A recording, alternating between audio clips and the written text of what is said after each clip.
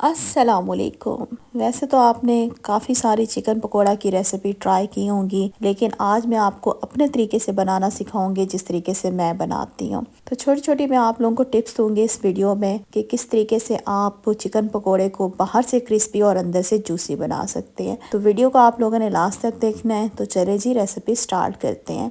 यहाँ पे मैंने बोनलेस चिकन ले लिया, तकरीबन ये 300 ग्राम है। चिकन को आपने पानी से वॉश करके इसको खुश कर लेना है। अब यहाँ पे हम एक बाउल लेंगे और इसमें सारे चिकन डाल देंगे। इसके बाद इसमें हम डालेंगे कुछ स्पाइसेस। कुटा हुआ आपने सूखा धनिया लेना है 1 table spoon. Half tea spoon मैंने ले लिया भुना हुआ कुटा हुआ जीरा। काली मिर्च का पाउडर इसमें जाएगा 1/4 टीस्पून। अजवाइन ले लें, उसको हाथों से मसल लीजिएगा 1 टीस्पून। 1 टीस्पून मैंने हल्दी ले ली है। 1 टीस्पून चाट मसाला चाहिए होगा।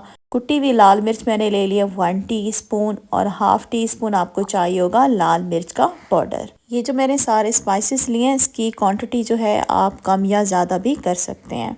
अब हम चिकन के अंदर ये सारे स्पाइसेस जो थे इसमें हम डाल देंगे। इसके बाद आपको चाहिए होगा 1 लीमू, मीडियम साइज का लीमू है, इसका रस जो है हम चिकन में डाल देंगे। अगर छोटा है तो फिर आप 2 लीमू के रस इसमें डाल लीजिएगा। तो ये मीडियम साइज का था, इसलिए 1 लीमू का रस मैंने इसमें पूरा डाल दिया। इसके बाद व्यूअर इसको हम क्या करेंगे, हाथों से मिक्स करेंगे। अच्छा, यहाँ पे एक चीज मैं इसमें डालना भूल गई थी जो कि मैंने बाद में डाली थी, वो था नमक। नमक हस्बे ज़रूरत आप डाल लीजिएगा। मैंने 1 टीस्पून इसमें नमक भी डाल के तमाम स्पाइसेस को चिकन में मिक्स कर दिया था। अब यहाँ पे मैंने 1 टीस्पून इसमें डाल दिया अदरक लहसुन का पेस्ट और हरी मिर्च का पेस्ट मैंने इसमें डाल दिया 1 टीस्पून। इसके बाद थोड़ी सी हरे धनिया की पत्तियां डाल के आपने इनको अच्छे तरीके से मिक्स कर लेना है। मिक्स करने के बाद आपने इसको 15 से 20 मिनट के लिए इसी तरह से इसको हम छोड़ देंगे।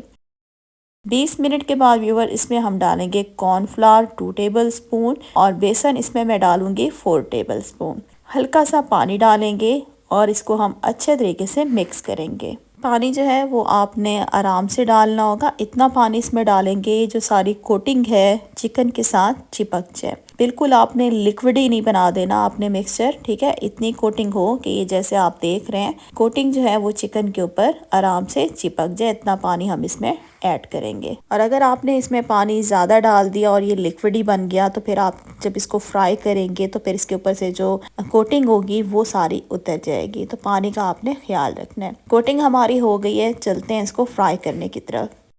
ऑयल मैंने गर्म होने के लिए ठहरा दिया था। जैसे ऑयल मीडियम गर्म हो जाएगा तो हम इसके अंदर चिकन सारी डाल देंगे। इसको आपने जो है मीडियम फ्लेम पे फ्राई करना होगा। अगर तो आपने हाई फ्लेम की तो ऊपर से कलर तो आ जाएगा, लेकिन ये अंदर से कच्चे रह जाएंगे क्योंकि हमने इसमें चिकन डाली है, तो थोड़ा फ्राई होने में टाइम लगेगा। अच्छा, डिपेंड करता है इसकी टाइमिंग पे। अगर तो बोटियों का साइज़ बड़ा होगा तो थोड़ी टाइमिंग बढ़ जाएगी, छोटी होंगी तो जाहिर बात है जल्दी ये फ्राई होंगे। ज़्यादा से ज़्यादा इसको फ्राई होने में 6 से 7 मिनट लगते हैं। तो हम इनको मीडियम फ्लेम पे फ्राई करेंगे। जब आगे पीछे से गोल्डन ब्राउन हो जाएंगे तो इसको हम बाहर निकाल लेंगे। और वीडियो देखते देखते यहाँ तक पहुँच ही चुके हैं। अगर आपको वीडियो अच्छी लग रही है तो मेरी वीडियो को अभी अभी लाइक कर दें। चैनल पे नहीं है तो मेरे चैनल को सब्सक्राइब कर दें। और यहाँ पे हमारे चिकन पकोड़े हो गए हैं फ्राई। तो इनको एक स्ट्रेनर की मदद से आपने किचन टॉवल के ऊपर निकाल लेना है। किचन टॉवल या कोई जाली वाले बर्तन के अंदर आप इसको निकाल लें ताकि ये ऊपर से खस्ता रहे और अंदर से जूसी। तो यहाँ पे हमारे माशाल्लाह से बहुत ही मज़ेदार चिकन पकोड़े हो गए रेडी। गर्मा गर्म इसको सर्व करेंगे हरी चटनी के साथ। ये बाहर से बहुत क्रिस्पी और अंदर से बहुत जूसी बनते हैं। ज़रूर इसको आपने बनाना है। इसको आपने हरी चटनी के साथ खाइएगा तो आपको मज़ा आ जाएगा। हरी चटनी मैं आपको बनाना सिखा चुकी हूँ। इसका लिंक जो है आपको ऊपर आई बटन में भी नज़र आ रहा होगा और मैं आपको डिस्क्रिप्शन बॉक्स में इसका लिंक सेंड कर दूँगी। तो आप हरी चटनी इस तरीके से मैं बनाती हूँ उसकी वीडियो आप देख लीजिएगा। तो आज की वीडियो का मैं इधर ही एंड करती हूँ। ज़रूर इसको आपने तारी में बनाना है, आपको मज़ा ही आ जाएगा। तो इंशाल्लाह बहुत जल्द न्यू रेसिपी के साथ फिर आऊँगी। तब तक के लिए अल्लाह हाफिज़।